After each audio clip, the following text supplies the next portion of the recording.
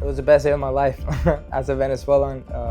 Best day for a lot of us. Late last night and early today, at my direction, the United States Armed Forces conducted an extraordinary military operation in the capital of Venezuela.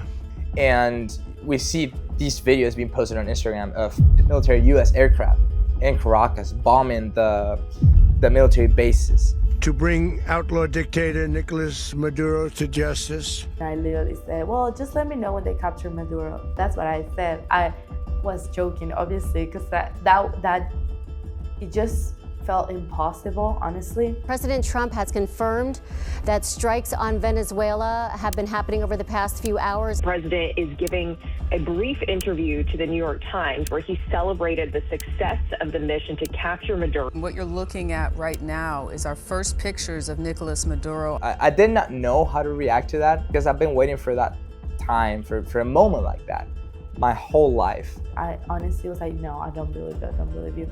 And then we saw the images and the picture, and it was honestly amazing. And I hope what people now understand is that we have a president. The 47th president of the United States is not a game player. When he tells you that he's going to do something, when he tells you he's going to address a problem, he means it. He actions it. How do you feel about the U.S.? I honestly feel grateful. Such a great good that the U.S. has done. But what I like to judge, especially with politicians, are the actions. And the action that he took in Venezuela is an action that nobody else dared to do, and he did it.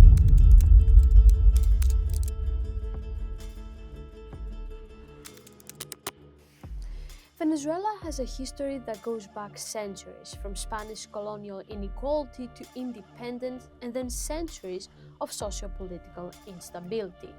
Dictatorship, democracy, military intervention in politics, and authoritarian regimes. Oil turned Venezuela into a world power in the 20th century. Excessive reliance on oil, however, and Chavez and Maduro's authoritarian rule triggered an economic and socio-political crisis. Trying to control too many aspects of the economy, you can really just expect less than optimal results. Venezuela is a petrostate. They are notoriously corrupt, authoritarian, and that's because so much of the wealth, the natural resource wealth, can be extracted for a few people, kind of kleptocratic, stealing from the people and the natural resource wealth of Venezuela. Then, of course, the price of oil collapsed.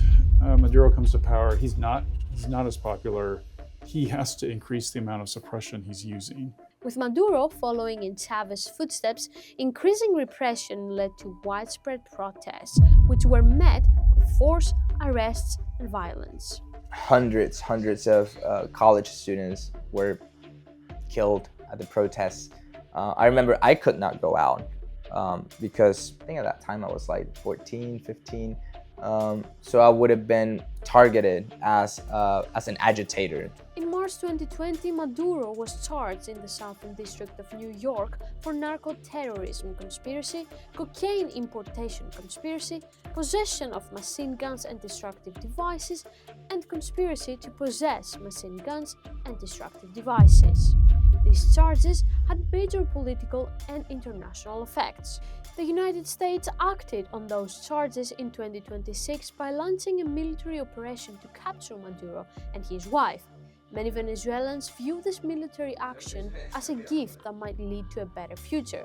But what about the legitimization of this act? It was not legal.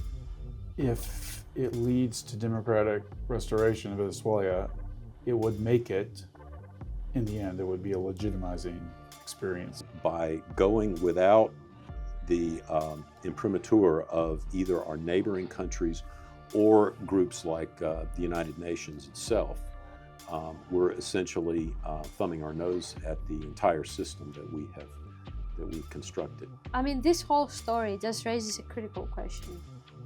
If breaking the law produces a popular outcome, does that make it acceptable?